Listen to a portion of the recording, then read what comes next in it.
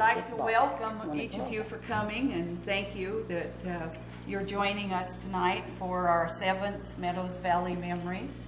And we still haven't exhausted our subject of early settlers, so we have some family members that are going to help us out tonight.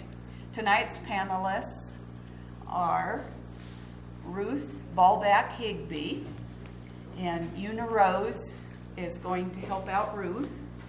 I'm just here for moral support. She's my sister-in-law. And Dick Yoakum and Dave MacGregor. And our moderator is historian Dale Fisk from Council. Always remember that by sharing your photos and your family's history, that ensures that your family will have a place in New Meadows history. And once again, I would like to thank our panelists, and Dale Fisk, join me in welcoming them.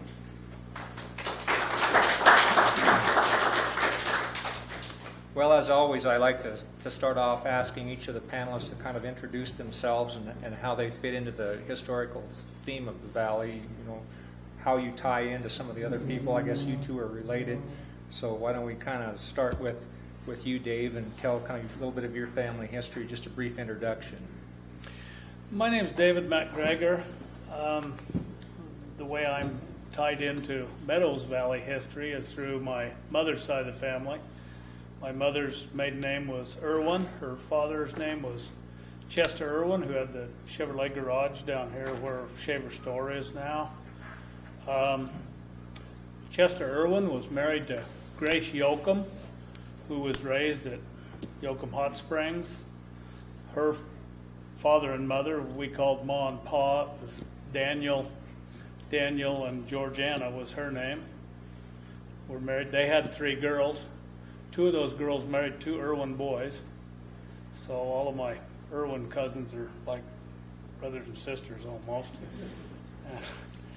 And a generation before that, let's see, how detailed you want to get in? Well, just let's keep it fairly local. Well, As far back as you can go in the Meadows Valley, sure. Georgiana Yoakum lived in Fayetteville, Arkansas. She was 16 years old. She wanted to get married. Her mother sent her on one of the first trains west to live with her aunt. By the way, Georgiana Yoakum's,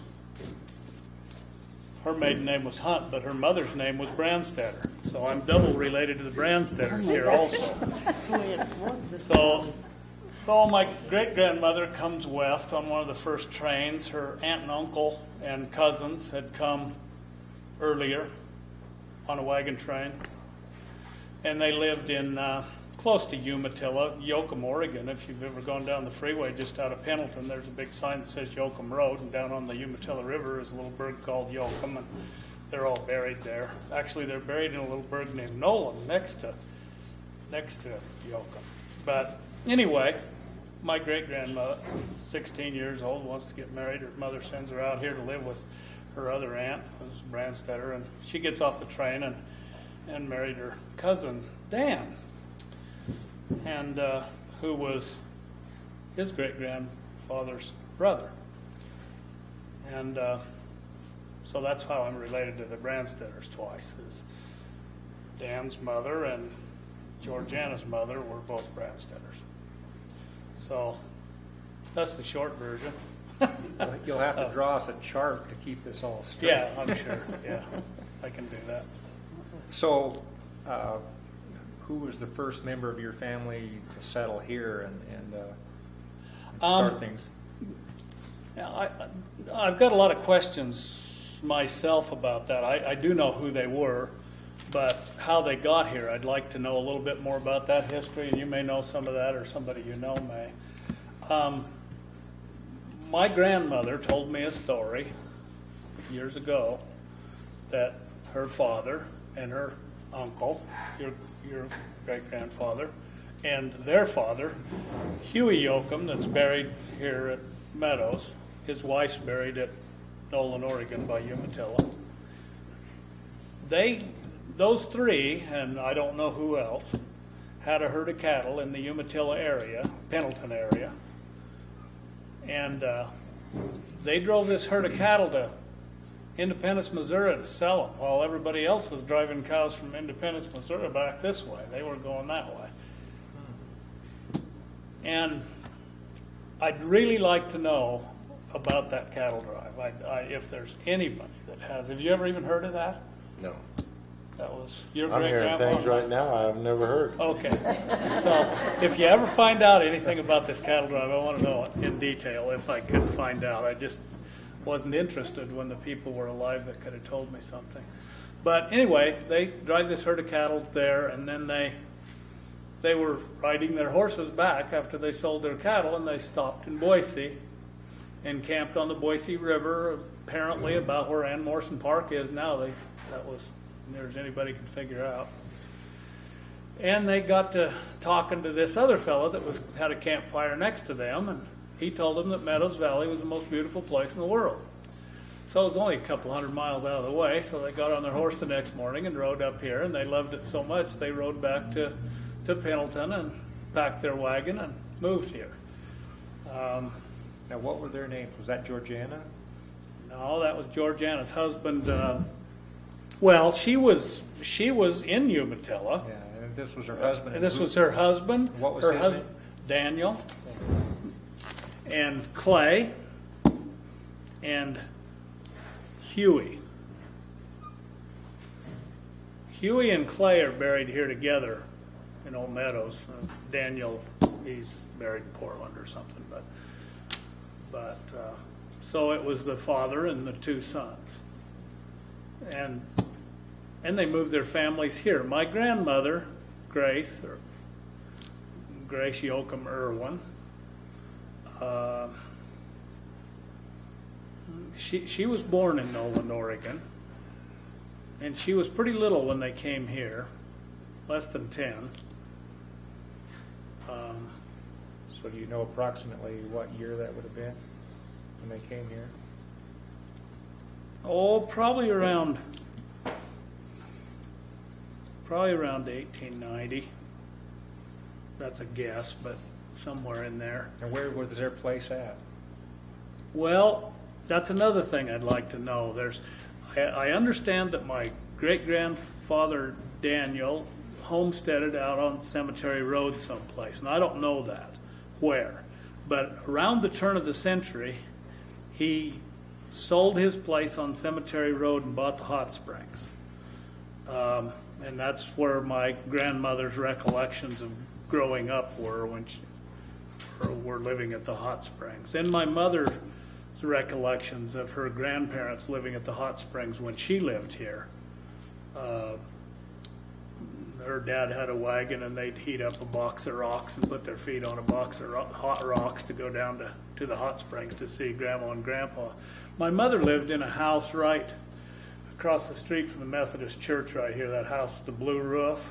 That's where she grew up all of her school years. My mother was actually born on Shingle Creek. Her father was from Riggins. All the Irwins, I guess, were from Riggins in those days. That gets into an Irwin conversation. I don't know if you want to go to the Irwins if this is about Yoakums, but Well, not yet, but was this the Irwin, one of them, was he the sawmill guy? Or was that a different Irwin that had a sawmill up toward Round Valley? well, that probably was Tyler Irwin. That was Chester's brother. If you're talking about in the early 1900s, Yeah. that was Tyler and Ira. They were loggers, and But they were Chester related. they were brothers. Yeah. And Chester was a miner. Chester actually founded the mining district over there on the Salmon River breaks from Bergdorf. Be north of Bergdorf on the top of Marshall Mountain. There's a mining district set aside. It's not even Forest Service land. I think it's BLM because it was so heavily mineralized. You can see it on all the maps. It's different. Which side of the Salmon? On the south side of the Salmon. It's on Bear Creek drainage. But you can see it on all the Forest Service maps. It really sticks out because it's totally surrounded by Forest Service, and there's a whole township there that's BLM. And Chester and his cousin George, discovered they were headed for Thunder Mountain the spring after gold was discovered on Thunder Mountain, and they ran into too much snow. They rode down up the Salmon River, forded the Salmon River. It was in March, and they forded the river there with their horses, and they got up there, and it was too much snow for their horses, so they turned their horses loose and walked a ways, and the snow was too soft for them to walk, and so they camped there for a while. And the story is Chester was panning gold there, and he said, "To thunder with Thunder Mountain, this is good enough for me," and the name of the mine is the Good Enough Mine, and it's still an Idaho corporation today, the Good Enough Milling and Mining Company. And it's right below the Golden Anchor. It's a more famous mine. Golden Anchor has like 8 miles of tunnel, but it's the same fault apparently. Which direction from the Golden Anchor is it? It would be down Bear Creek, so north, but they border, the claims border. They're touching each other. Okay, well, Dick, let's get kind of a general background on you and your family here in the valley. Well, I'll tell you, I'm working on some things right now, but I know some of it, but I don't have it all. Why don't you start with your parents and kind of work backward from there? Did your parents grow up here in the valley? Oh, yeah. Well, as Dave said, the original family, when they moved, the first recollection that my grandparents were telling me about was living out at Zims, and I remember my granddad telling me that while he was living out there, they had that hot water out there, and it made the best whiskey you ever seen. He said they cooked it in there. Now everyone who knows my granddad knows all about that. But he said they made whiskey in that hot water, and they'd load wagons would come down from Grangeville, and during Prohibition and things, I mean, when there wasn't any whiskey, they'd make it out there in that hot water and ship it up there. But anyway, they moved from there, and I believe they had a home out here in Old Meadows. My granddad was born out there. Now, what were your grandparents' names? Marvin and Elsie Yoakum. Yoakum. Yeah. Okay. And and my grandmother, I believe, came here on a wagon train. Elsie did. As a little tiny girl, and I'm trying to remember it a long time ago when my grandparents were telling me all this. Yeah. Do you remember your grandmother's maiden name or her family's Jones. Jones? Yes. And did they live here in the valley for a while? Did they settle here? Did she grow up here? They came here, and as I remember, she came on a wagon train here, and my granddad was already here and was born. He was born out at Old Meadows. Some of the kids, his sisters, that was older than him, was born at when they lived out here at Zims. And then when they sold that property, they lived out somewhere out there by where Ed Rainey lives, or maybe somewhere in that area. And then later on, they had a house that was on the corner.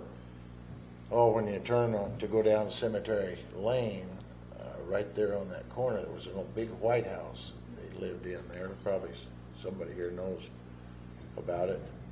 But they lived there, and later on, then it burned down, and so then they moved into town, I believe. I don't know when that was. Well, what about the Joneses, Elsie's family? When she came here as a little girl, they must have settled here somewhere in the valley, and she must have grown up here, right? And then met Marvin. Yeah, she did. I don't know much about her parents. You don't know where I they know were that settled? none of them lived very long.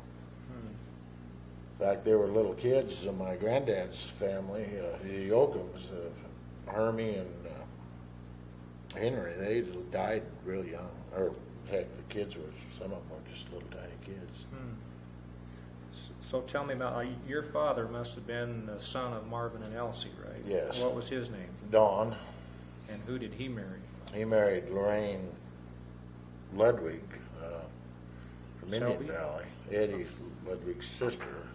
Oh. That are down there. Yeah.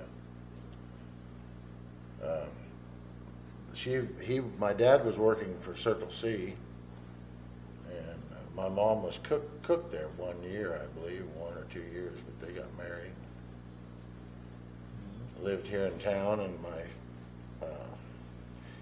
my dad basically worked for J.I. Morgan almost all his whole life. He worked 43 years for them, and we basically grew up with J.I. Morgan. My brother worked there 20-something years, and I'm over 30 years now with him. But all through these years, it was always a timber industry. I know my granddad worked in timber and things, and my dad worked all his life in timber. And when he was young, he did a lot of cattle, a little bit of cattle stuff for Circle C and things. Did your dad get in on any of the shea logging in the area? Well, I think he was he wasn't that old, but he was young when they was doing it. Yeah. But Barney, he probably know all about that. But Okay, well, let's move on to Ruth here. Tell us a little bit about your background, your parents, and kind of the history of your family in the valley, just kind of in a general view. Well, actually, I don't remember very many dates, and I don't remember, a lot of the things because I moved from here, married and moved. Mm-hmm. But anyway, I'll go back to what I know about my dad coming into the valley, Okay, that'd be good. and I think it was him and his brother, William. Well, what was your father's name? My father's name was Richard. Balbach? Yeah. And I've got most of that written down here. Okay, well, you want to read a little bit of it, or use those for notes, or? Well, I'll give it to you after I sort of pick at it. Okay. And she knows quite a bit about it too because she's married to my older brother, Uh-huh. and she lived with my dad after he got a little older. Him and my brother and her after they got married. Anyway, when Dad and his brother came riding in over about where the road comes in to Meadows, they just thought what a beautiful valley this was. And I think they stopped in council at the county seat because they heard about land being open to homesteading up here. And that was had to be in the early 1900s. And they were about 21, 22, or 23 years old when they come in. And I think it was just a wagon road, you just could get a wagon through into the valley here. That's about all then. They had to be in, when was it? You have some of it there. When they came in, Uh-huh. 1899. Yeah, 1899. I guess I don't even have it down here. Yeah, you do. Oh, right there, yeah. And so they homesteaded two parcels of land, but I don't know, how big it was. Mhm. And one of them was up on Mud Creek, and the other one was across over here on the old where the car ranch was. But does it say anything better than there? Now, was that south of town out here? Across from here? No. Mud Creek is North? on this. Well, Yes, I yeah. did, yeah, and then across from town over here where Yeah. Darlene, Car. White. anyway, the old car place. Mhm. And they had a sawmill, so they built a sawmill there in wasn't early 1900s, 1908, 1909. Anyway, there is you found a newspaper, Ron said, and it's hanging in this cafe or, yeah, it used to be the loading Sagebrush. chute. In the The sagebrush. sagebrush.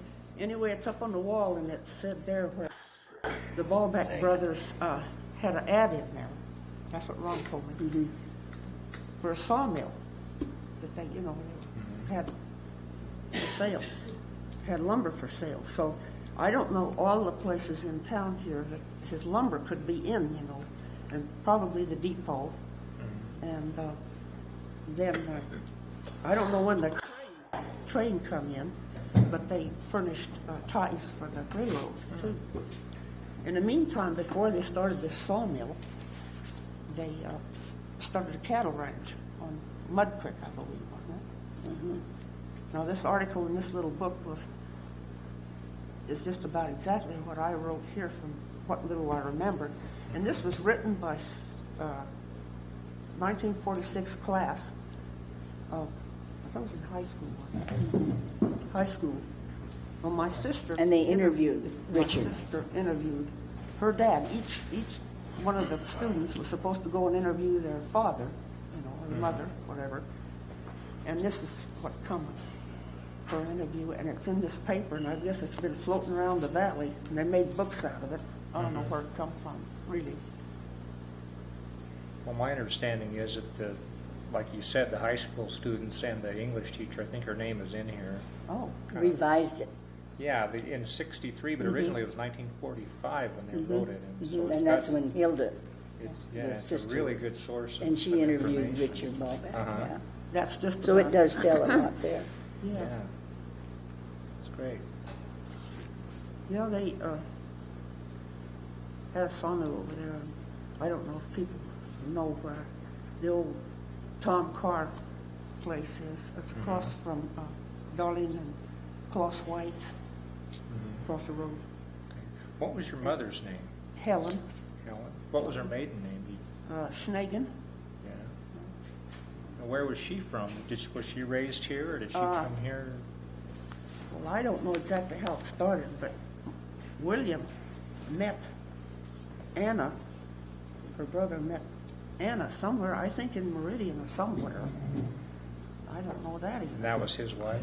And that was Williams married Anna. And so that's how my dad got acquainted with Anna's sister, Helen. Oh. But she was still in Europe, in Austria.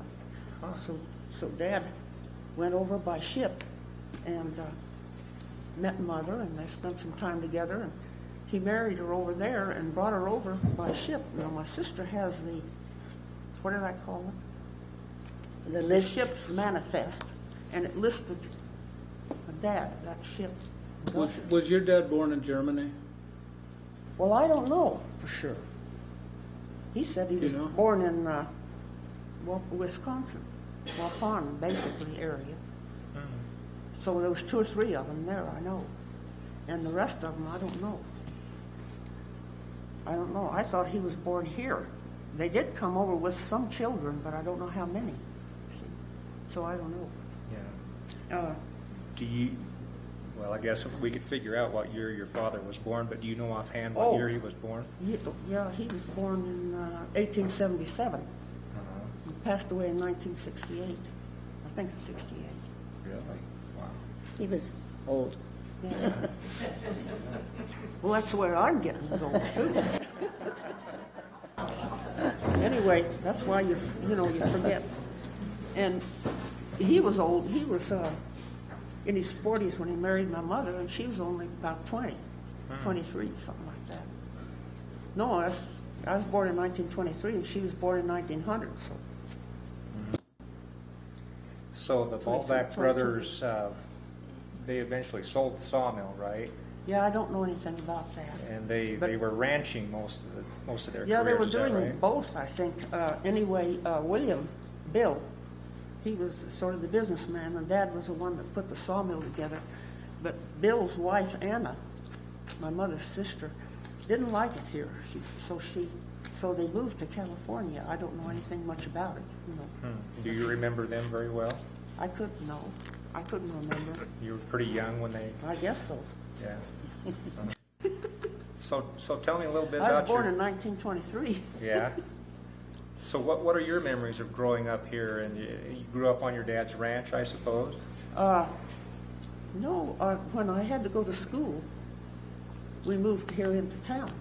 Oh, And we moved into the house near the high school, or near the school. It used to be the high school, you know. Apartments in there now, I think. And the old Moores bought that old house where we lived. That's where I went to the first grade. oh. So your whole family moved into town about that time? There was 4 of us. There was, I was the oldest, and then there was Richard, and then there was Robert, and there was Hilda. And we were all about 5 or 6 years apart. Yeah. I mean, You mean In The- age? about a year apart? I mean, between myself Oh. and my sister, see, and the boys in between. Uh, So that was a close-knit family.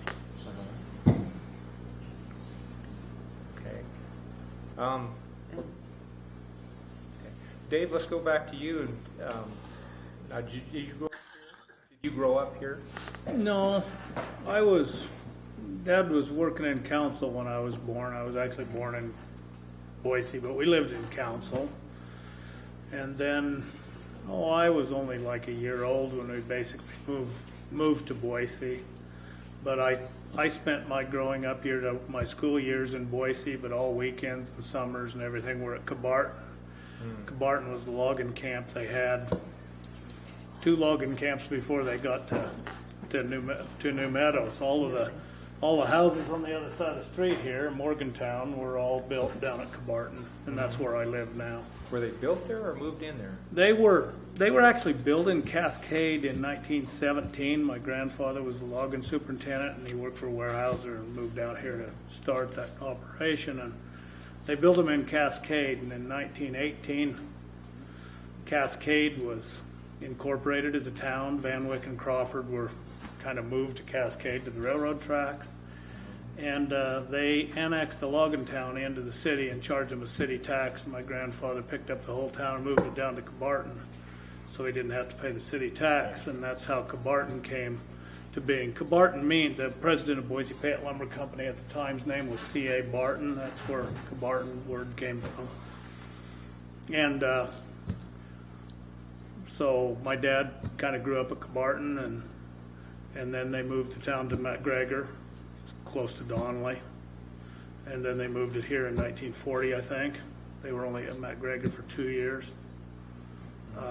So my dad was a timber cruiser. He came before the loggers did, and he was here a couple of years before they started logging here, cruising the timber and planting and things. And that's where he met my mother when the loggers got here. He beat them and found my mom. Now, were you talking about your father and your grandfather worked for the Yeah, Boise Payette? that's correct. Who was your father and who was your Okay, grandfather? my grandfather was E.C. MacGregor. He was the logging superintendent at Cabarton and MacGregor, and he died while they were at MacGregor. He didn't get over here.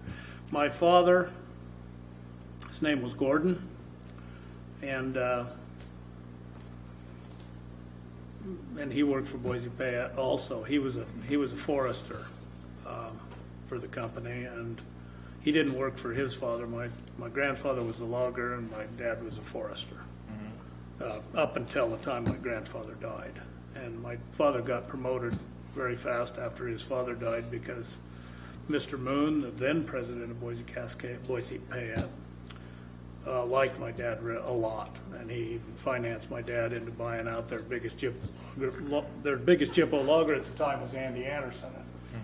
And he was an old guy, about 50, and didn't want to log anymore. And my dad was 27, and he was supposed to tell him how to log, and that didn't work very good. So Anderson told him if he thought he was so smart, he ought to buy him out. So my dad went to Mr. Moon, and Mr. Moon bought him out. He let my dad pay for it as he logged. So that's how he got in business, and but they were at council at that time. That what I was logging gonna operation say. was a council. So.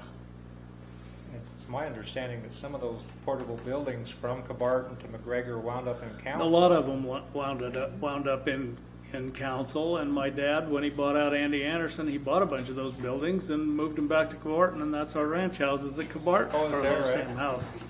Yeah. Yeah, they were early mobile homes, all skid mounted. They were all skid mounted, and they were all the shape of a flat car. Yeah. They've all been added onto, and they all had those round roofs. Yeah. Yeah. And they all, I've got pictures, I've got a lot of pictures of them at Cabarton and on the train. I've got a picture of all those houses on the train leaving Cabarton. Yeah. Have you seen that video called My Donnelly that's up there that Dave Keska, I think, put together? It shows movie footage of them. Dave loading- Koski. Dave Koski. Yeah.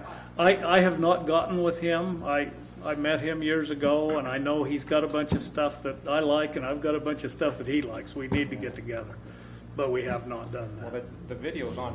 It's on sale there at the feed store, the hardware store. Oh, in is Donnelly. it? In Donnelly? Yeah. Okay. I'll do. And it shows them loading some of those houses on trucks and moving them somewhere. I wonder when they moved to Well, MacGregor or they didn't move them on trucks until they were here. Yeah, maybe They might that's where it have they was. might have loaded them here and moved them to council on trucks because there isn't Yeah. or something. But they didn't have trucks during the MacGregor move and the Cabarton move. They didn't have trucks that were. Let me ask you another question. I heard one place that when they built the line from Long Valley to New Meadows, that it was all connected. The Idaho Northern and the PNIN was all connected at one time. And another story says they ran out of rails and they had to tear some up behind them and lay them in front because they ran out. What do you remember? I know about that. I don't know. I don't remember, but I spent a lot of time with my dad, and he talked about that stuff. Did he say anything? Oh, about well, what yeah, it was yeah, all- yeah. There was a railroad line between McCall and here. It was a company railroad line, Boise Payette Lumber Company. It wasn't Right. Oregon Short Line. Yeah. It was the Shea Road. And but was it all connected? Yes, it From was New all Meadows to- connected. It Yeah. was all connected. And this Andy Anderson guy, I remember him and Dad talking, and Andy Anderson was really full of baloney, but he hated trains, and he was the first truck logger around. Yeah. And he says, and this is his story. He says they never connected up the railroad. I hauled those steam engines over here on my logging trucks. But he didn't. There must be some people here that knew Andy Anderson, I'm sure.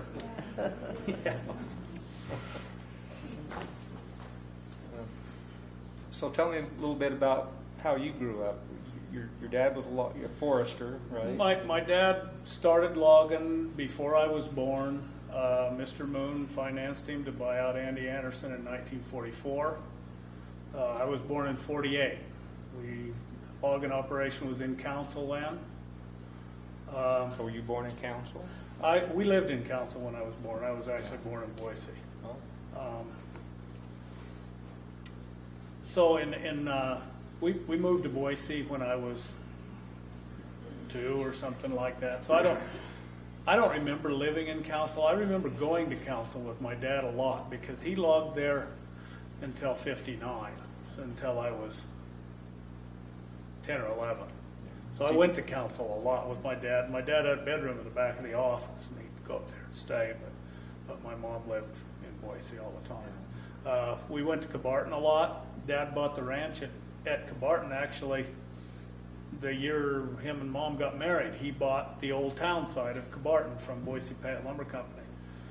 Part of my dad's job for Boise Payette Lumber Company in 1940 was to sell all of the logged over land. They wanted $3.50 an acre, and they wanted to get rid of all of it. They didn't want to pay taxes on it anymore, and he wasn't a very good salesman, I guess, because the only thing that he sold one place where the Kennedys live, on Corral Creek, between Clear Creek and Cascade.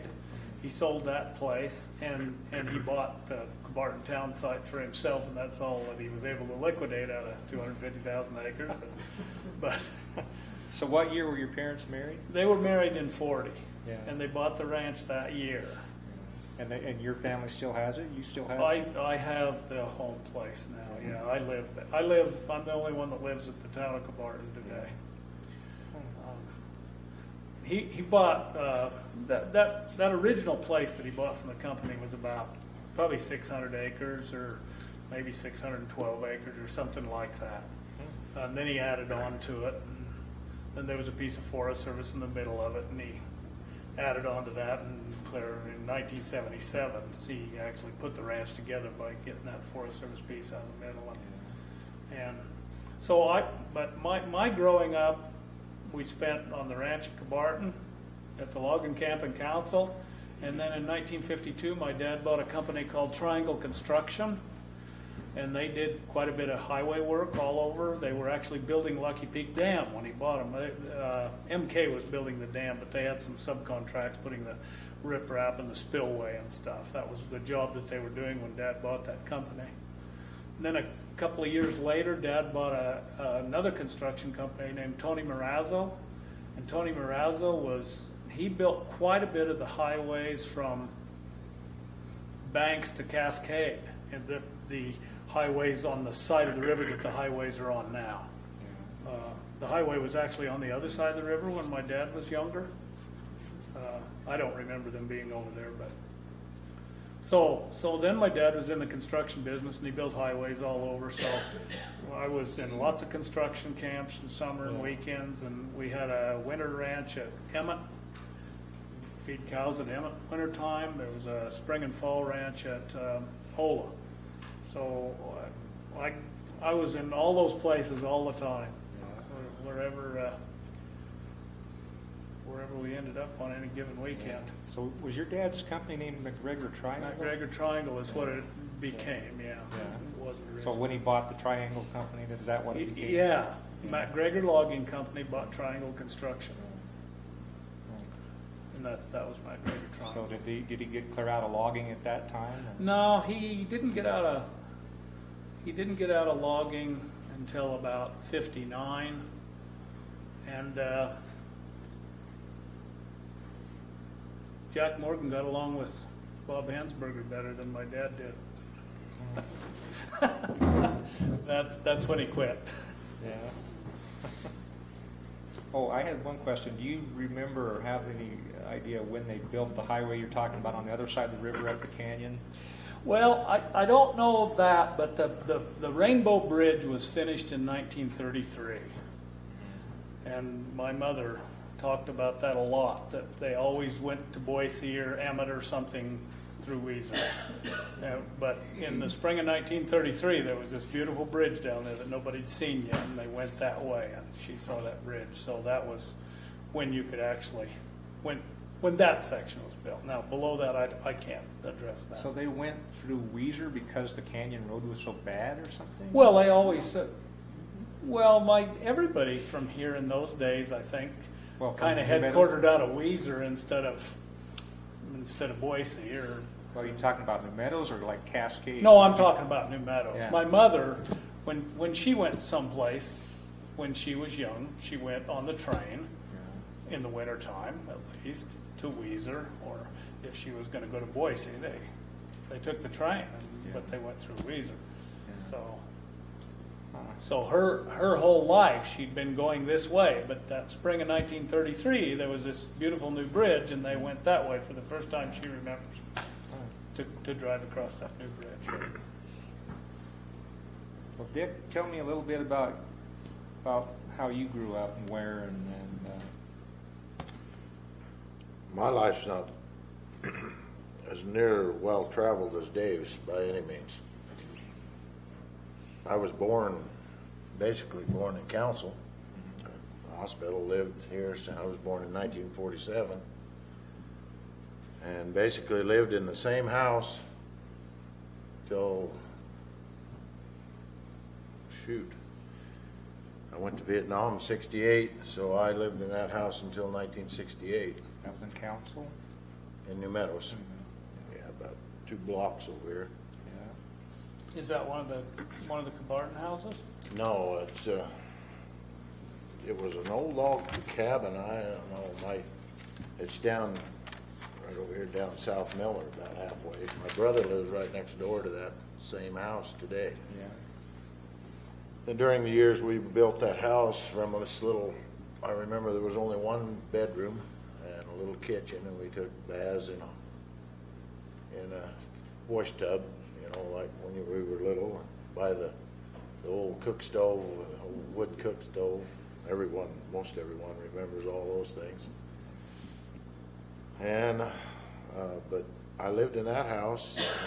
My parents lived there till they passed away. My brother lives right next door there now, and then I got married 2 weeks before I went to Vietnam. I got back and we moved. I was working for J.I. Morgan at that time, and I got back and lived there. We moved into a house, a home, when we got, and then a few years later we moved to another one of Morgan's houses.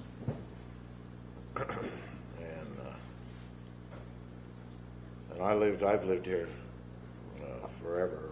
Only time I spent away from New Meadows has been the time I spent in Vietnam, and then about a year I worked we built a paper mill for Boise Cascade in Alabama. And I was a foreman on a job down there. But other than that, I got tired of logging and went to the Oregon State Police Academy. I was a corrections officer for 3 years in Ontario after that new prison was built. But that's a stressful life, and I decided that New Meadows was a lot better than that, and I came back up here. Went back to work for Kyle at Morgan's. So do you remember any stories that your parents had or your grandparents about this area or the hot springs? Well, my dad went to middle school, what they called middle school, and it was out, I believe it was out there by Brandstairs on the hill out there. And I know he told me that he only went to school, I think, to the 8th grade. It was about all everyone did, and then they had to go to work.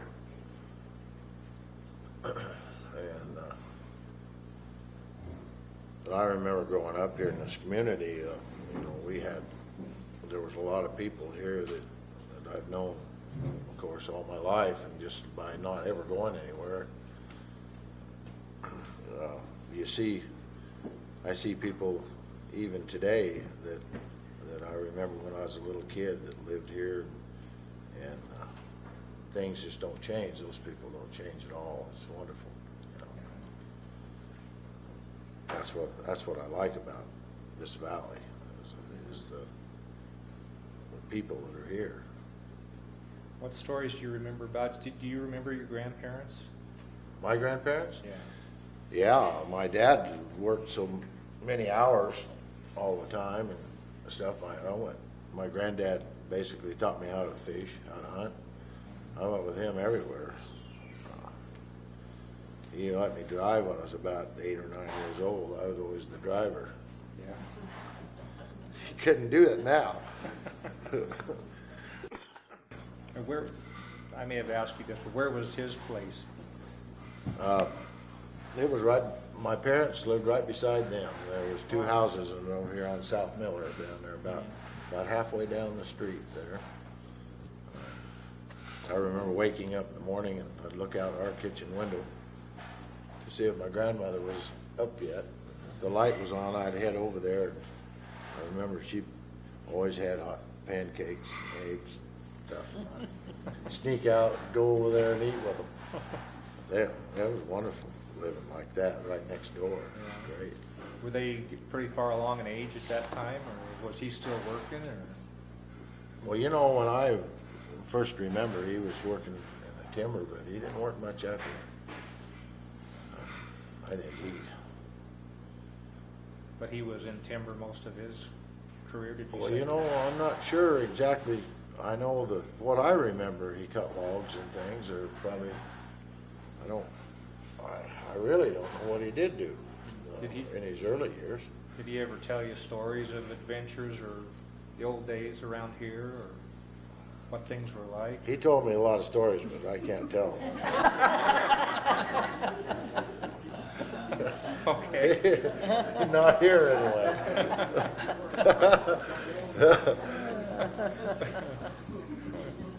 He was a good person, I'll tell you. He liked to have a lot of fun, though. one story about him was after my grandmother and my granddad they had to go to the nursing home, and my aunt brought him down to get a haircut in the butt of the face, and she was kind of a religious person, and she wouldn't go in the pool hall there where they sold beer. When he went in to get his haircut, she told him she'd be back in a few minutes to pick him up. When she came back, he was gone. And she had to call my dad, and he was up the street, Tequila. He sneaked away from her. He wasn't going back. That's the way he lived his life, though. He enjoyed his life. Well, Ruth, did you come up with another story or two? I see you made some notes there. Oh, this was about the Rainbow Bridge and the road that went down there, and you said it was so bad. Well, my first husband, John Williams, him and my second husband all worked for Boise Payette at one time or another over here, you know. And their dads moved over from Cascade with the company. And anyway, the road was so bad that these young guys hired out to drive some of them people back down from McCall down to Boise. These people made it up there all right and scared the wadding out of them, you know. So they hired these young fellers to drive them back down. Did you ever hear of that? On the old road on the opposite side of the river that it's on now, Yeah, way up on you high can up see above parts the of the old railroad road tracks. yet. Yeah. Yes. That's just reminded me when you said the Rainbow Bridge and how bad the road was. Yeah. Well, up until they built the new road, was it just a gravel or dirt road? I suppose. Oh, it wasn't gravel. No. I've walked that whole old road, and there was never any. It was just a wagon road. Really? It was There was a gravel, few all right. Model Ts went on it, but it was. My grandfather used to drive down Rock. there because he was also the logging superintendent at Idaho City, and he had to drive down there to get to Idaho City. But it was a very, very small road. You can see it, but it's above the railroad tracks down in the Banks area, and a lot of it slid down into the railroad tracks and it's gone now. But no, it was a one lane, no gravel, no nothing. It was just if you met somebody, you would have to back up. Wow.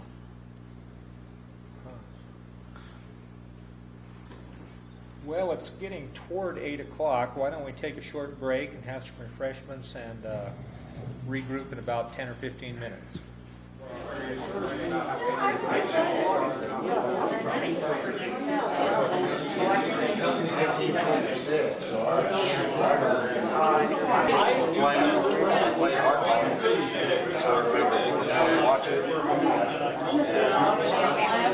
Okay, we'll get started here. I've been kind of neglecting Una, and she has some things here on the Balbach family. Before you start reading that, why don't you tell us how you are related to Ruth and the Balbach family in general? Well, I married Dick Balbach, and that's Ruth's brother, in 1954. Okay, and he was Richard's. And he was Richard's son, and he passed away in 1964. Okay. And so I've lived in that house out there 50 years. And of course, that's when I was 9 years old. We moved from here after I went through the first grade and moved in that house. See, Dad took it over. I think he loaned some money in or something. Mr. Gimlin, his name was, and he had a fox farm there. And we lived there until I got married after WW2 and moved out of the country.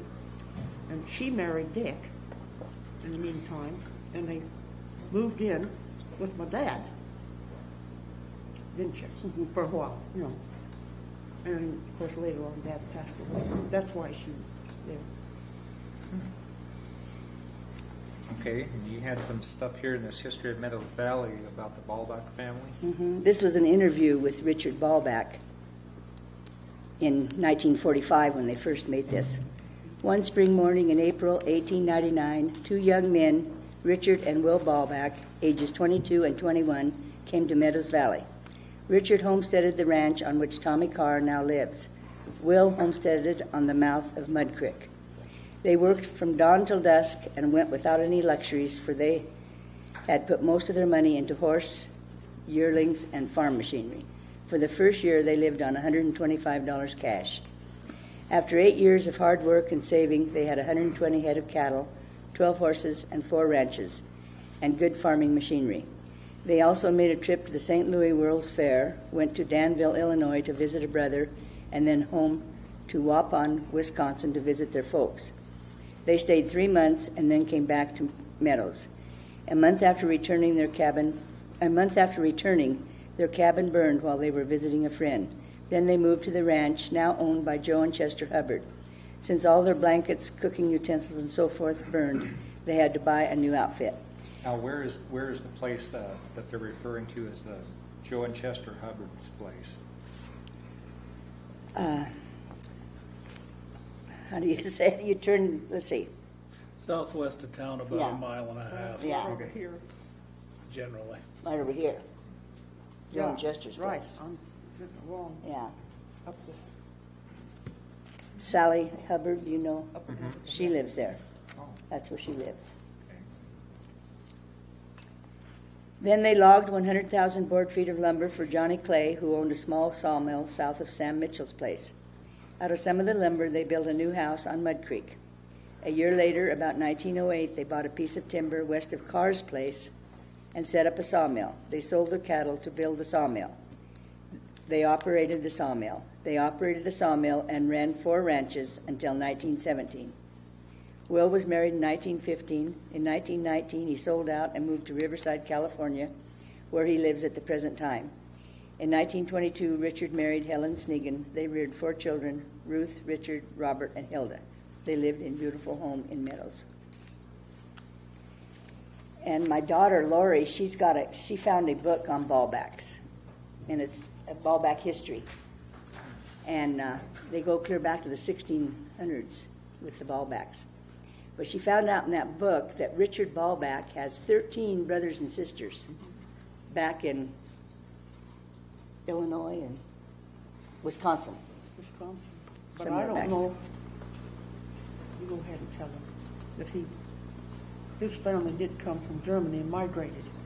Mm-hmm. But I thought they only had 3 or 4 children. That's all I knew about. And they migrated over, and he was one of them. And they lived in Waupun, Wisconsin.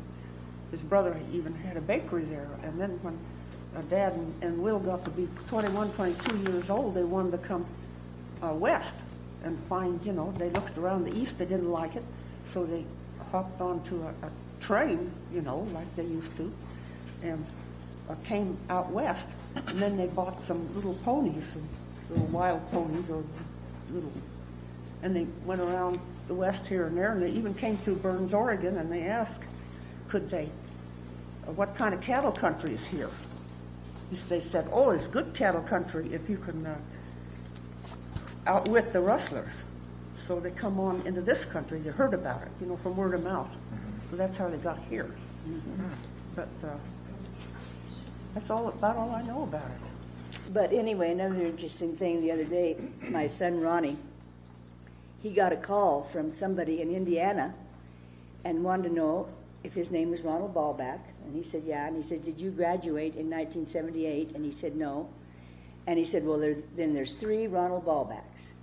He said, I just called another one in Indiana, and that wasn't him, and then you're not him. And there's a Ronald Balbach that graduated in 1978 back in Indiana. So that was kind of funny. Yeah. But anyway.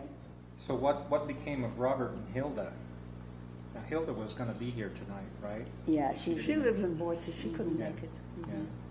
Yeah. What became of Robert? well, he's ill. He's down in. He's in a hospital or nursing place or living, easy living, what do they call them? Assisted living. Assisted living. Mm-hmm. Who was the oldest and who was the youngest? I'm the oldest, and then there's Richard. He's gone. Used to be her husband. He's second, and then Robert is the third one, and Hilda, my sister, the next one. And there's about 5-6 years difference between myself and my sister and the boys in between. Yeah. So they're pretty close, a little over So a we year really apart. we had a lot of fun together, you know, I mean, we just had a good relationship. Okay, well, Dick, you had some stuff in the High Country magazine there that you were going to kind of go through a little bit about Yoakum Hot Springs and Well, the Yoakums, I guess. can I tell you a little bit about that before? Sure. The Yeah, go right Indians ahead. used to come there long before the white people, and that's where they would camp out and they would have their, you know, their resting periods, and they'd use the hot water or whatever they used them for. That's what my dad told me. I don't know who owned it in his day, but would it go back that far in the history? Of My great-grandparents talked about the Indians staying there after they Yeah. owned it even. Oh, They'd sure. come and Sure, spend they'd the come summer back. there, and they were good friends with them, and they traded beads and knives and stuff, and they were friends, and these people came every summer. These Indian people came and had their teepees on it was deeded land then, but everybody was friends, didn't matter. Yeah. And my mother remembers them being there when she was young. She was in 1912. Did they have any particular use or the way they used the hot water or anything that anybody? Whiskey. If they knew Yeah. how to make whiskey, they probably would have, but I don't think they could. Imagine they cured Them Yoakums probably taught them. they cured That's hides. probably why the Indians was coming there. They cured hides. Yeah, I never thought about that. That was before Prohibition. She said they so- cured hides. And hot Yeah. water is good to cure hides, you know, Oh, to yeah. make leather. Huh. Well, Dick, would you go through that timeline a little bit on the page before that tells kind of who the first owner and kind of Of Zims? what was the first date there? 1889. And who It says the land containing the hot springs is homesteaded by John M. and May E. McGlinchey. McGlinchey's were ranchers, and they ran cattle clear over toward Wild Horse. Really? They must have had quite a ranch up here. I don't know much about them. I never heard of it. Who was next? How long did they have it? They had it till 1903, and the property was sold to Henry Clay Yoakum, which would be my great-grandfather, and Daniel Jackson Yoakum, That which was would his be brother, my his brother. great-grandfather. Right. Huh. And then in 1906, the land was divided between the two brothers. Daniel Jackson assumes ownership of the property which contains the main hot springs. And then in 1925, George Anna and Daniel Yoakum sell the property to Blake Hancock, Clarence LaFay, and J. Edwin Thymer, What year was that? 1925. Okay. LaFay sells his interest to the other partners in the same year. And it goes clear through till 1976, when the Dixons ended up with it. Really, they had a long time, huh? Yeah. Well, what about Zimmerman or whatever his name was? When did he come along there? In 1949. Yeah. Was that his name, Zimmerman? Or Uh-huh. It was sold in 1949 to Zimmerman's and Mr. and Mrs. Dale Mummy. I remember Mummy's. He was a school teacher here, wasn't he? He was a coach, wasn't Coach, yeah. he? Zim was a teacher too, yeah. I would have been 2. And bunkhouses. Yeah, they had bunkhouses. Bunkhouses were there. I think my dad loaned somebody some money. so, to buy so that. Zimmerman was a teacher, what, at the high school or something? Or Does anybody Mummy remember that? was. well, she was saying that Zimmerman was a teacher too. He was? I don't remember that. He's a teacher. Oh, okay. He knows. That was a different Zimmerman, though, wasn't it? He was the mother's father-in-law. Oh, Oh, he coached Jim, my brother. There's a picture of Zim right there. This picture here is in these. That's your great grandpa and my great grandpa and our great great grandpa. Right. Yeah. You won't believe the picture that my granddad has of him. Beautiful frame. Yeah. I'm trying to get it, but Who's got it? some of my relation has it. And I'm trying to get it back. Probably some distant relation, huh? Pretty close.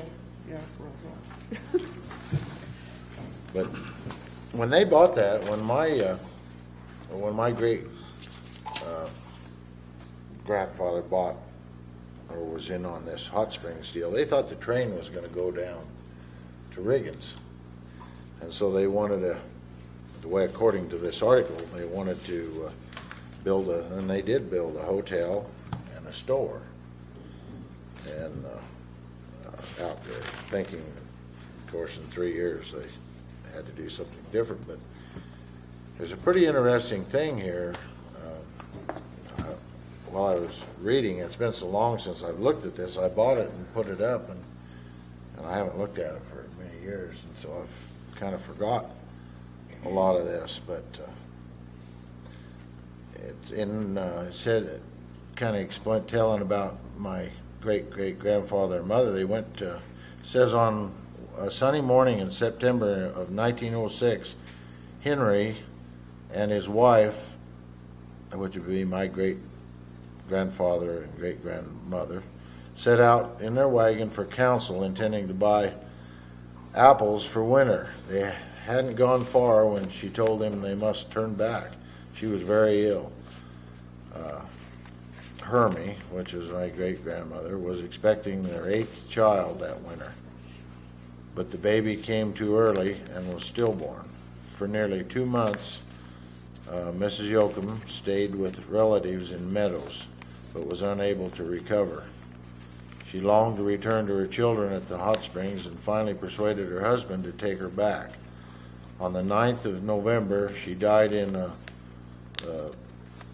little yellow house that they had out there at Old Meadows. Henry seemed to lose all hope. 7 months later, he passed away.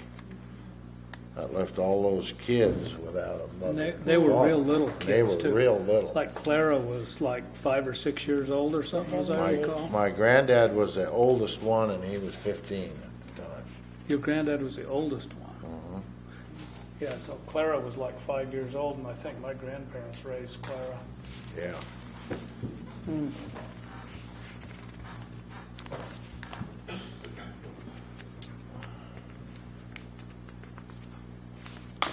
And just to kind of finish that story up, of course, they died, and then it says, here it went on a little bit, and it said Marvin, which is my grandfather, and his wife Elsie rented the fading yellow building from the Irwins that they had sold to them before. And in 1916, they moved into town temporarily, awaiting the birth of a child. Most of their possessions, including Hermie's organ, were left in the old home. When they were gone, the building burned to the ground, and that was the one that was in Old Meadows that burned up that I was talking about, right on the corner of Cemetery Road right there, just as you turn in, be on that side of the road. I don't know, maybe some people can remember that, but it said the last trace of Henry Yoakum's efforts were gone, and for his children, memories of the hot springs are tainted with tears. Everything I basically worked for, they had in that house, and it was gone, including them. You know, there's something I'd like to know. The first town in the valley was Old Meadows. But when did they move? When did this New Meadows? When they built the railroad. 1911, wasn't it? Not Yeah, I really. think when the railroad came about then. Do they call it a town then, or I mean, was it legally 11. 1911, they figured this was a town. Okay. I've just been wondering a long time. Just forgot. Yeah, Dick was saying that they thought the railroad was going to go on to Riggins, and actually they had big dreams of going on to Lewiston and everything else, and they were going to link up with the Idaho Northern. And back in those days, of course, they always had big plans like that, but half of them didn't come true. Well, They still Of course, don't. Meadows didn't dream that the railroad wasn't going to come to them, and that was quite a shock. But that was a real pattern back in those days. The railroad would miss a town intentionally a lot of times, just because they would buy land over here and run the railroad here, and then they'd make a big profit on the land. That was just almost standard practice. So they did that a lot. Don Lane, Cascade are two Yeah, examples of that. same thing. Well, I was going to ask all you guys, I like to ask kind of a standard question of who were the old timers when you were kids around here? Some of the ranchers or old time loggers, or just people that when you were kids were around here that didn't necessarily know a lot about, but just kind of remember them being around. Howard Campbell. Yeah. he was Yeah. a cattleman. Yeah, Campbell's. All the Campbells. All the Campbells. The Wilsons. I say Dad tangled with him too once or twice. You got any stories of that? Well, I don't know whether it's true or not. When I was dumb enough to tell a great grandkid up there was carried the groceries out of Paul's for me, and I said, "Well, you live around here?" "Yeah." And he said his name was a Campbell. I says, "Oh," I says, "What you mean? Connected with the Campbells in here in New Meadows?" And he said yes, and I think he was the son of one of the young fellers, you know. And I told him, "Oh," I says, "my dad was a Balbach, and when he went back east, I think he went to visit his family in Yoakum, and William was here holding down the ranch. Well, William wrote and told him that the Campbell stole a bunch of cattle." And it's funny to me, but I don't know how true it was, but it probably was from what I read. You know, probably everybody has got a hold of Albert Campbell, the history of Albert Campbell, the book, you know. Yeah. It's a good book. Yeah. But it admitted in there that Albert he wouldn't pay attention if he seen a calf, you know, he'd put a brand on it. He was big enough, you know, and powerful enough then that he just did it. Well, it was one of his cowhands, I think, that did it. Another thing, my dad, when they first come to the country, they needed some money, so Campbells were here before they were, I believe. Or do you know? Does anybody know whether Campbells were here before 1908? 1899. Yeah, I think they were before the turn I of the think century. they were just a little bit before. But anyway, you know that rail zigzag fence that goes from Zims up to the main Campbell ranch, the east and west one? Well, my dad and his brother built that. It's been sitting there for years and years and years. What do they call it? Crooked Rail. There's a Crooked rail special fence. name for that kind of a fence. It's, you know, Jack.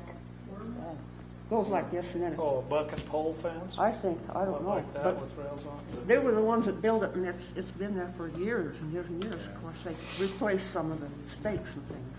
Yeah. Did they split the rails? Do you Oh, yes, of course.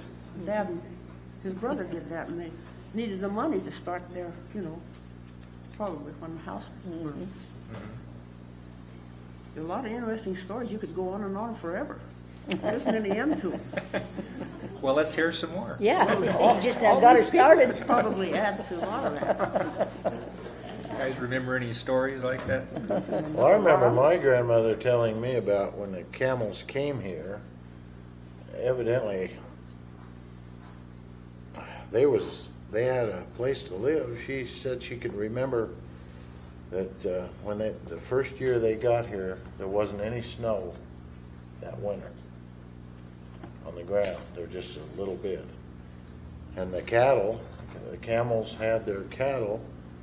Of course, they didn't have any hay because the cattle ate that winter. And the next winter, it snowed a lot, and they didn't put up any hay. And the cattle all died, and other people helped them through that winter because the cattle died. And then the next spring, they got some more and went on. But she told me that I don't know how old she was, if she was just a little kid or what. But people, she said there was no snow that one winter. Any other good stories? My dad's dream in life was to own the OX ranch. Yeah. And so when I was growing up, and that was before Idaho Power built any of those dams down on the river, my dad knew they were going to build those, and he wanted to get that OX ranch from Alvert and pay for it by selling a few acres to Idaho Power. He didn't get it done, but boy, he tried hard, and I spent a lot of time when I was very young walking around that OX ranch with my dad and Albert, down underneath where the water is now. I spent a lot of time with Albert too. I drove him all over for a lot of years. Yeah. Yeah, he was pretty. You know what? The people, Quite a guy. some people would say bad things about him, and some people will say good things about him. And I don't have a bad thing to say about him. I spent a lot of time with him, and he would be more than happy to pull a joke on you. Yeah. More than happy. One time, I have to tell you this is so funny. One time he was always telling me, well, be riding along, and he'd say, that's where old so-and-so lives, that's where old so-and-so. He knew where everybody lived and who they were and all about it. Well, the last year that I drove him, his eyes was kind of failing, and I could see farther down the road than he could. And I saw on a sign down there, I saw this name, and we was driving along, and I said, well, that's where old so-and-so lives, because I could read it, and he couldn't see it. And he said, no way. They live back there. And I said, no, they live right up here. I said, I'll bet you $10. I did him, like he would of me. I'll bet you $10 that's where they live. And I could see it. So we drove on down the road and got right there, and I stopped, and I said, now, let's get out. You'll see, there's signs right there on over their driveway. He got out, and he was standing there holding his cane, looking up there like that at the sign, and he just pulled his billfold out, got $10 out, and handed it to me. But that's the way he was. Yeah. Albert was a good guy. I liked him. How fast did he want you to drive? Oh, as fast as you. He didn't care. I was young then. I'd drive plenty fast enough for him. Well, because I know he had a reputation of being a pretty fast driver, didn't he? Oh yeah. Yeah. So that was probably after his accident, and he wasn't able to drive or something. Another thing I did one time, I told him, now Albert, I'm not staying anywhere. I'll take you any time, but I'm coming home every night. We went over to Baker one time, the place over there, Wilman's over there. We went over to check on some hay. We was going to buy some hay, and pretty quick, we was over there for a little while, and pretty quick he says, well, we're going to stay. I said, no, we're not. I'm going home. No, you're not. You can stay. I said, no, Albert, I told you I wasn't staying.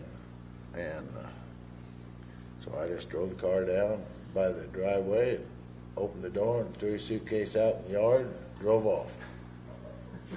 And the cattle was coming from over there the next day. So I went out and picked him up out here at Wilson's. They brought the cows over there, and he was sitting in there in the truck. Right, he rode all the way over here in the truck. I left him. Did you ever say anything to him? Oh no, he thought it was funny. He admired some Yeah, he spunk. sure. Yeah. He admired people like that. That's what I liked about him. Yeah. Remember a conversation that my dad was having with him down there on the river one day, down Snake River. They were haggling about price, and they were haggling about some pots and pans that were in the cookhouse or something. That was kind of the deal breaker. Why Dad didn't buy it? Because Albert wouldn't throw in the pots and pans, and Dad wouldn't give him an inch either. Anyway, I remember Dad saying, Albert, why don't you just sell me this place and quit being so difficult? He says, you can't take it with you. And Albert says, if I can't take it with me, I ain't going. Yeah. Yeah. guys remember about New Meadows itself, stores and things like that? How were things different when you were kids? Especially you, Ruth. You probably remember back farther than anybody else here. Well, yeah, we had to move in from this Bill's, where Bill Hubbard was, and move into that house where Ivy Moore, I think, was the last one I know that bought it. It's over by the school. They made apartments out of it. But yeah, Irwin's, like you said, owned that garage there where Shavers was then. Shavers come in, I think they bought it from him himself. Frank Callender bought it and built that Oh. store there. Callender did. Callender bought it from my grandpa, yeah. And I remember my dad would take his Willie's Night. I've got some pictures of that old car too, or something like it. And this Irwin had a real nice garage in that corner. And he stored the cars in the wintertime there a lot because you couldn't drive them on these roads. I mean, that's about all I remember about it. I just remember that garage. I guess everybody in town's car burned up when the garage burned. Oh, yeah, My understanding, yeah. They had an awful Because he fire. was storing a bunch of people's cars. Ours didn't, but we went to California after every winter until we had to go to school. But Was that in like the 30s or 20s? It Or was 1940. 40? How many Same year my folks got married and Dad bought the ranch and everything happened that year. Yeah. How many cars were in there? Chester got rid of his garage and his daughter. His daughter, wasn't it? Yeah. Oh, because she got married. Yeah, my mother. Yeah. Well, how many cars were in that garage, you suppose? Quite a few, but I don't know a number, but quite a few people's cars were in there. I guess it was in the middle of the winter when it burned down, wasn't it? yeah, it was kind of bad weather. I Yeah. don't remember because I was only a little girl, but that's why I remembered that garage is because, and I felt felt so lucky that Dad had taken his car out of there just about a week before. Yeah. I don't know how many cars there were in town, but I think they were all in there. Well, did they plow the roads around that time? Wasn't it in the 40s when they started plowing them better? Or? They did some. It was the mud, I think, that got you. Yeah. People just didn't drive that much in the winter. Well, I guess. remember the old road was come down the lane from Old Meadows because we moved up there later. And then they put this highway that cattywampus across to Meadows here. But the old lane that's over south, farther on. Well, I remember the old cars had these big high old wheels, remember? And Dad would go to this Willis Night and he'd have to follow the ruts. And he just barely made it. On High Center, why those ruts looked like they were a foot deep to us kids. But he made it down through there with that car. Yeah, there was a guy here at the logging show that had a Willie's Night for several years. I haven't seen him the last time or two. But I always go to the logging show and look at all the old cars. Yeah. But I've got pictures of that old car. They didn't make too many of these Willie's Night. Do you remember what year it was made?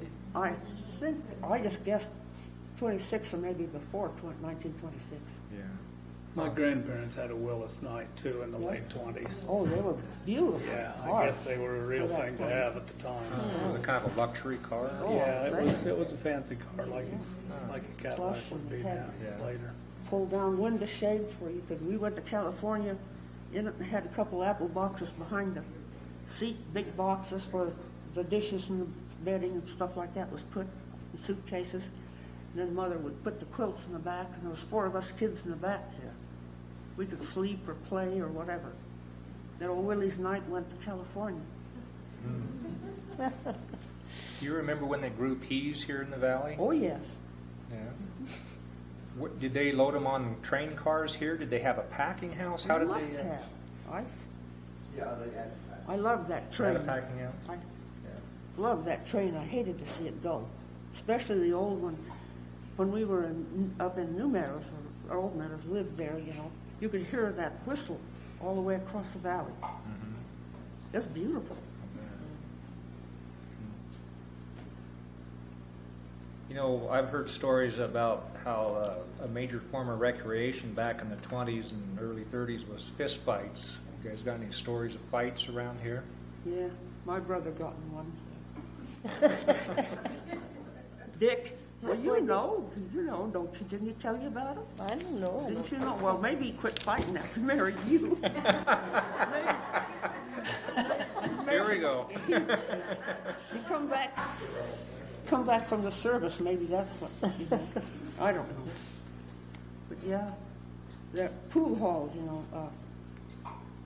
where is that? LaFay's pool LaFay's, hall. yeah, that's right.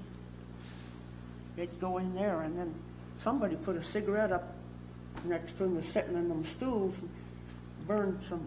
There used to be real nice pants. They were, I forgot the material now, but some smart aleck in there burned a hole, give him the hot seat. But so he turned around and he grabbed this guy and took him out there and whipped him right in the street.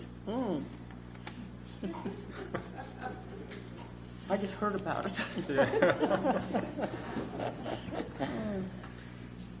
They had some fights. My mother told me a story about my dad and my granddad. I'll take my dad and my Uncle Pete, my dad's brother, when they go to the Finn Hall over, Oh, yeah, that Finn Hall. over in Donley, I think it was, wasn't it? Lakeport. Yeah. And she said, my mom said, I finally made him quit going with him, because my granddad would go over there and get those two boys in fights and then bet on them with the other people. They had dances over there, yeah. I seen my dad chase one guy right out of our yard across the street, hitting him right in the back of the head every step, because he was come over there and said some things he shouldn't have said. You would have never known it. He never would ever. He was the nicest person in the world, but boy, when he get mad now, he did. He liked to too, I think. Thought that was a pretty good thing. My brother took that over after Dave was telling me about it. They had a lot of dances over Yeah. there.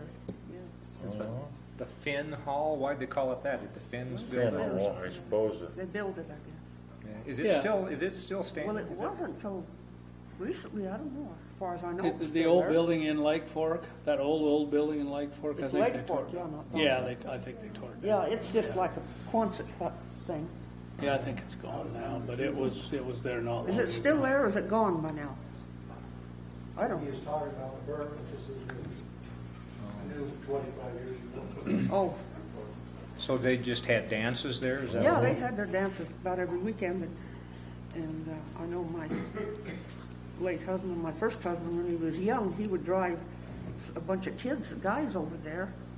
He didn't drink, so I guess at that time, so they had to have a designated driver that didn't drink, and I guess that's what he did. He drove them back and forth. Happened to have a car, a little car. And I think a lot of people from here went to what they called the cow sheds in those days. The halls owned the cow sheds, and it was in Van Wyck. Oh, yeah. I've heard of But it, it was I never- a going place at the time. My mother remembers going there. In fact, I'm not so sure my mom and dad didn't meet at the cow sheds Yeah, in, Where was in that at? Van Wyck. I didn't know about that. Was that its actual name or just a nickname?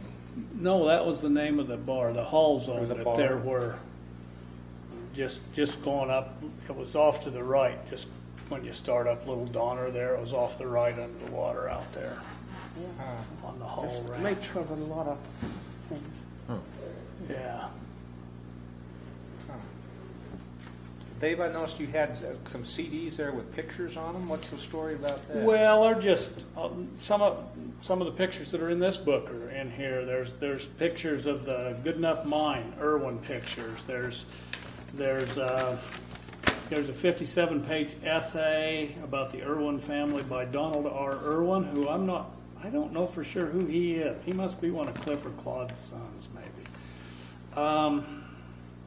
There's 500 pictures of different places that Ira Irwin logged between 1911 and 1940s. At least half of them would have been here. And the other half would have been in LeGrand, probably. Just stuff. And there's Yoakum stuff, Brandstetter stuff, Yoakum Hot Springs stuff, Jenny Irwin stuff. Jenny Irwin was my grandmother's sister. She was a Yoakum, but she married Ira Irwin. So who put these together? My mother's double cousin's son, who lives in Portland. It'd be Ira Irwin's grandson. I'm Chester Irwin's grandson, but Ira and Chester were married to Yoakum sisters. So, let's see, what else?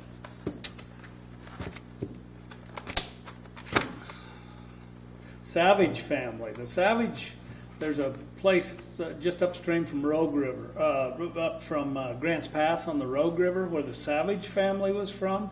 Chester's mother was a Savage from Rogue River. She married this drifter that was panning gold, that swooped her off and took her to Haley, and Chester was born in a tent at Haley, in a gold rush community. So anyway, I'm going to leave these with Nita, and she's going to make copies of them and send them back, and she's welcome to make as many copies for whomever wants them.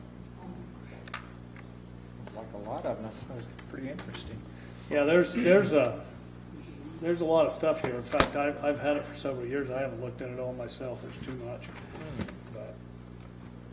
But one story I always thought was really interesting. My grandfather owned a Chevrolet dealership here, and he sold a new Chevrolet car to a friend of his.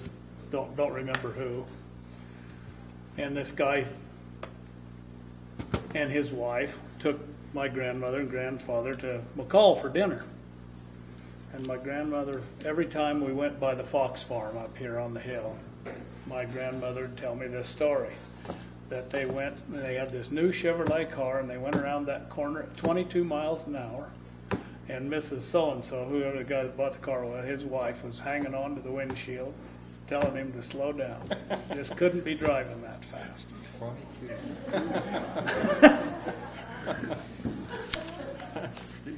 Well, in the wintertime, you didn't. Well, you probably didn't even go up there. No, probably not. Yeah.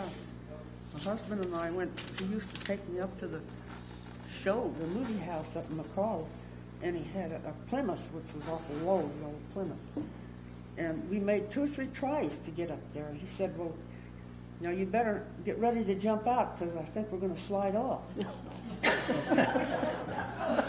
Anyway, you got it turned around. We went back down. That's a spot you're talking about.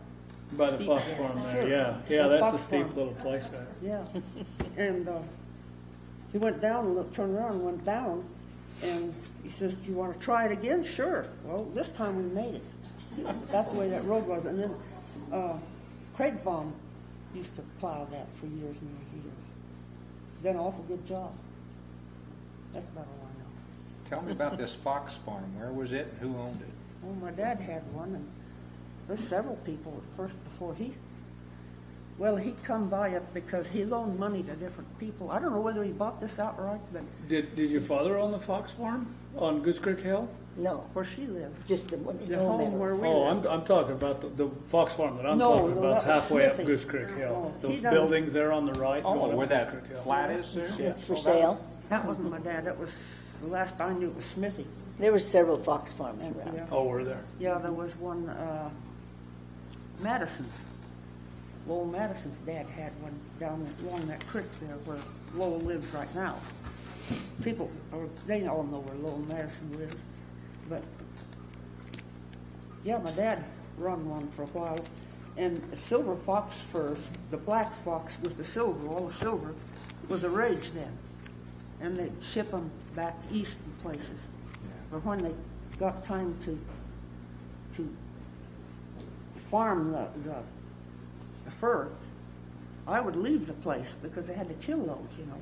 And I've seen them from the time they were puppies. Anyway, it changed. The business changed, usually New York or somewhere like that. And then they got the rage where they wanted the pinto furs. They didn't want the silver, the black with the silver. And so my Pinto? dad, yeah, they're kind of pinto with more white on them. And of course, he developed his foxes with all the silver and the beautiful, you know, just like you do with cattle. You develop a bunch of cattle, and then the trend changes. And so he went out of business because of that. But that's where, I don't know if the pens were still there on the pictures. Some of them, yeah. When you moved on the, Dick and Bob used to shoot squirrels for a penny a tail Yeah. to feed the fox. yeah. Oh. They used to buy them from the Hubbard boys. My dad did. He drove a, see what, I'm talking about Chevrolets. You know how he tried out the car if it was any good? He went up that canyon. If it didn't make it up in high, he wouldn't buy it. So the Chevrolets were geared down, you know, so that it made it up there, and that's what he would buy later after he had wore out that Willie's night. Well, he's not. We're getting pretty close to the end of the evening here. Do we have any questions from the audience? No questions? Got any opinions? I've got one question for the audience, if anybody could figure this out for me. I have a lifelong friend. We were born next door neighbors to each other in council. His name's Greg Harp, and his mother was Mid Nolan's daughter, also young Mid Nolan's sister. He used to go to school. The Yoakums and the Nolans, but I don't know that it was the same bunch. But I've seen a lot of evidence of Yoakum and Nolan friendship in Independence, Missouri. My grandmother was born in Nolan, Oregon, and there's Nolans buried in the same cemetery that the Yoakums and the Branstetters are buried in. Pupaw's folks are buried in that cemetery too. And then the Yoakums and the Nolans end up in New Meadows, and there was always those two names in every place that I know that Yoakums were. There were Nolans. And my friend Greg Harp, his mother's a Nolan, and he's trying to figure this out, and he's been trying to figure it out for a long time. Does anybody know anything about that? Did you say there's a Yoakum, Oregon, and a Nolan? And they're and they're 5 miles apart on the Umatilla River. And my grandmother was actually born. She wasn't born in Yoakum. She was born in Nolan. And the cemetery for all of these people is in Nolan. And it's about, you know where Smithfield is? No. Smithfield that's where you turn off the freeway to go to Umatilla. Yeah. This would be up the Umatilla River on the old highway before the freeway was built, about 6-7 miles. It's Nolan. Then you go up another 2 miles, and it's Yoakum. Every place that the Yoakums have been, there's been Nolans there. I just wonder if they're the same bunch of Nolans. I don't know. We don't know. But Greg's been trying to figure that out for a long time. He hasn't figured it out either. But they had the Nolans owned a hotel in Independence, Missouri, where I know that my great-great-grandfather used to stay there. And then there's the same names over there and the same names in New Meadows. So I don't know. There's That's a a question. Yoakum, Texas, too. Well, Right on the tip. Dwight Yoakum's great-great-grandfather was our great-great-grandfather's brother. What relation are you to each Was other? he a judge? No, that was Hupaw was the judge, the guy that's buried over here in 1915. I have Our great-great-grandfather. What relation are we? We have the same great-great-grandfather, and our great-grandfathers were brothers. Second or third or fourth cousins? Yeah, probably fourth or something. I don't know how everybody counts that different. That's semantics, but yeah, probably fourth. I'm the same relation to Kenny Branstetter as I am to him.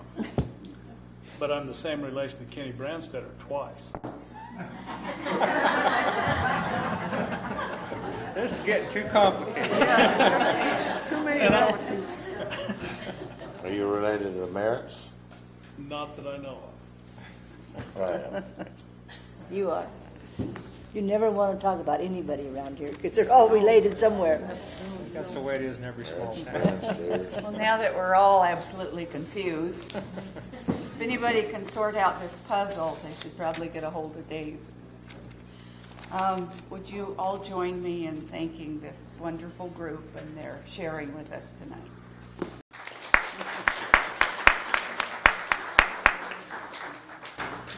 And if you would bear with us a few minutes, we would like Marla Krigbaum to come up here and tell you a little bit about the upcoming Smithsonian Barn Again exhibit that is coming to our depot soon.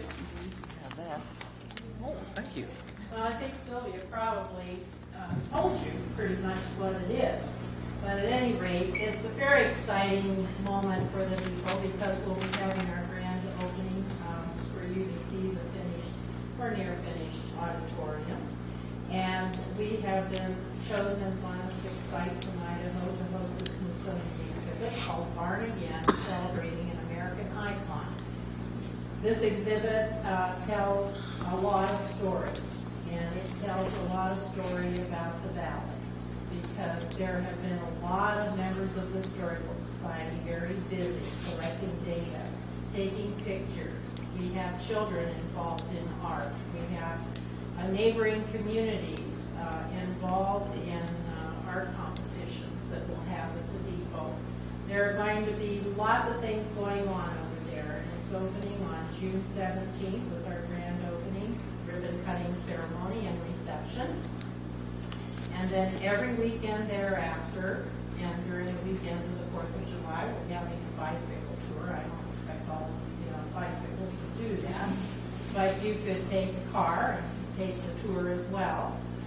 Barns will be identified with a little pamphlet that you can use, and just watch. There's going to be a lot going on.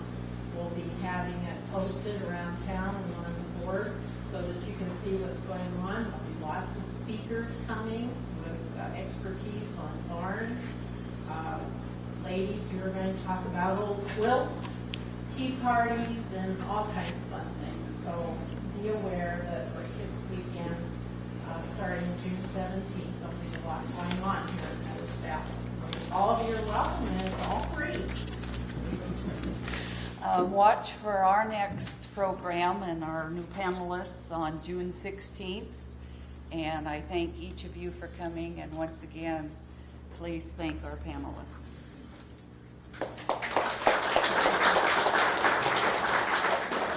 Thanks, you guys were great.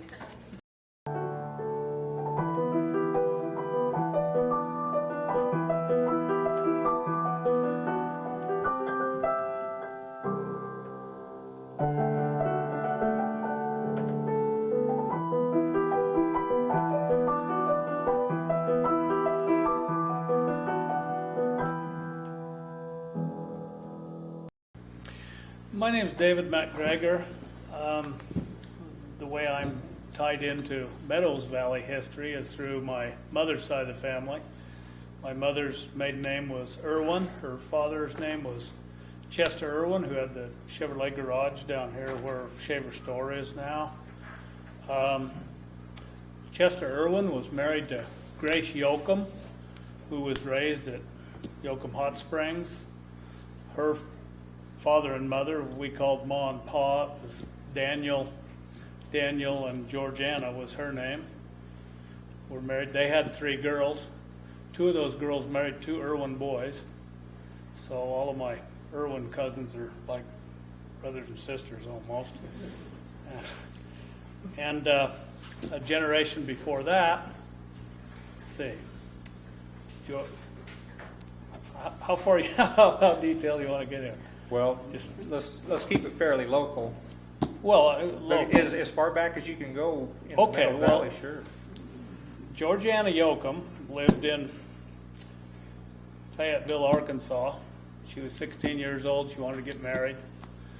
Her mother sent her on one of the first trains west to live with her aunt. By the way, Georgiana Yoakum's, her maiden name was Hunt, but her mother's name was Brandstetter. So I'm double related to the Brandstetters here also. So my great-grandmother comes west on one of the first trains. Her aunt and uncle and cousins had come earlier on a wagon train. And they lived in close to Umatilla, Yoakum, Oregon. If you've ever gone down the freeway just out of Pendleton, there's a big sign that says Yoakum Road, and down on the Umatilla River is a little burg called Yoakum, and they're all buried there. Actually, they're buried in a little burg named Nolan next to Yoakum. But anyway, my great-grandmother, 16 years old, wants to get married. Her mother sends her out here to live with her other aunt, who's Brandstetter, and she gets off the train and married her cousin, Dan, and who was his great-grandfather's brother. And so that's how I'm related to the Brandstetters twice. Is Dan's mother and Georgiana's mother were both Brandstetters. So that's the short version. You'll have to draw us a chart to keep this all straight. Yeah, I'm sure. Yeah, I can do that. So, who was the first member of your family to settle here and start things?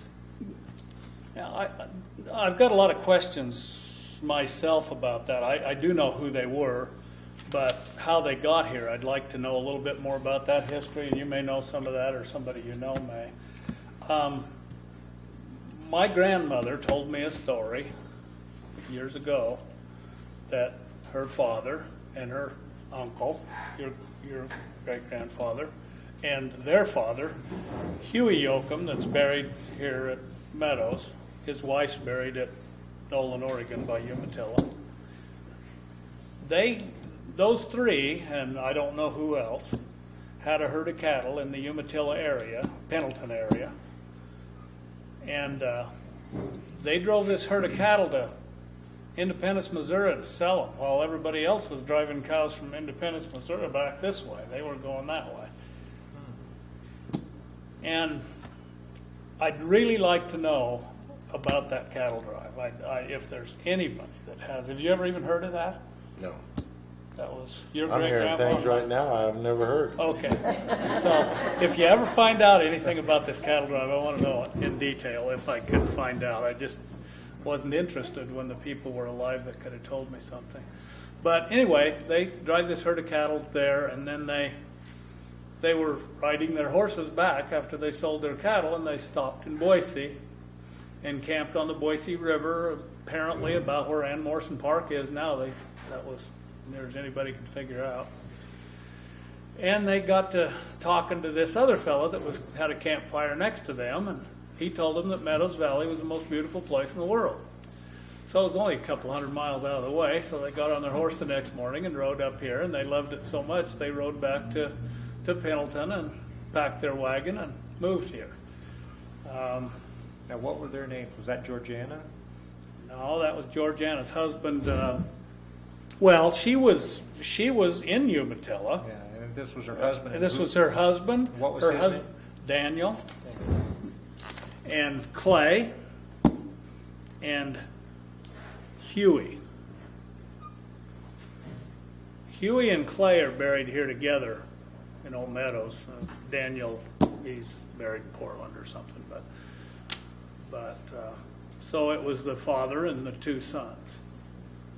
And they moved their families here. My grandmother, Grace Yoakum Irwin, she was born in Nolan, Oregon, and she was pretty little when they came here, less than 10. So do you know approximately what year that would have been when they came here? Oh, probably around 1890.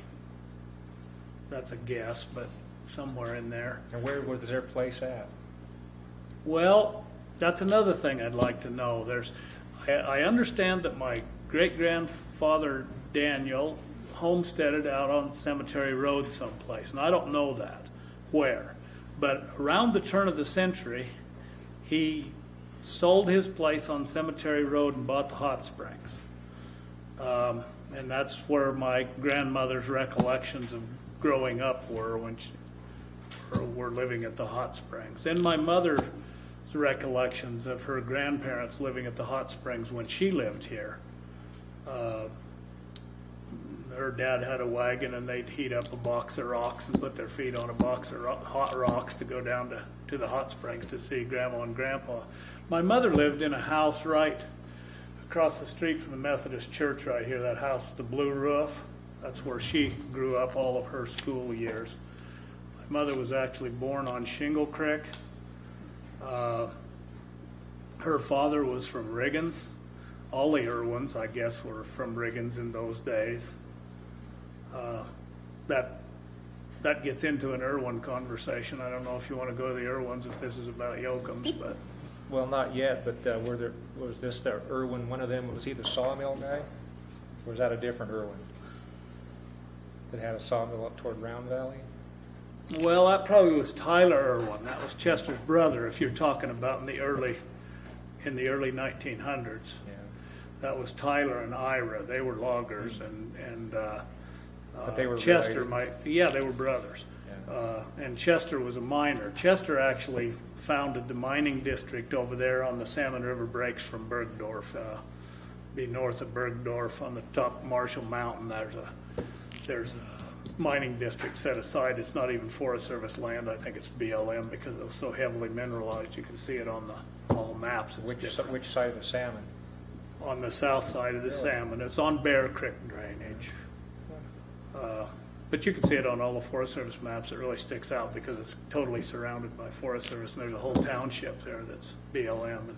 And Chester and his cousin, George, discovered they were headed for Thunder Mountain the spring after gold was discovered on Thunder Mountain, and they ran into too much snow. They rode down up the Salmon River, forded the Salmon River. It was in March, and they forded the river there with their horses, and they got up there, and it was too much snow for their horses, so they turned their horses loose and walked a ways, and the snow was too soft for them to walk, and so they camped there for a while. And the story is Chester was panning gold there, and he said, "To thunder with Thunder Mountain, this is good enough for me," and the name of the mine is the Good Enough Mine, and it's still an Idaho corporation today, the Good Enough Milling and Mining Company.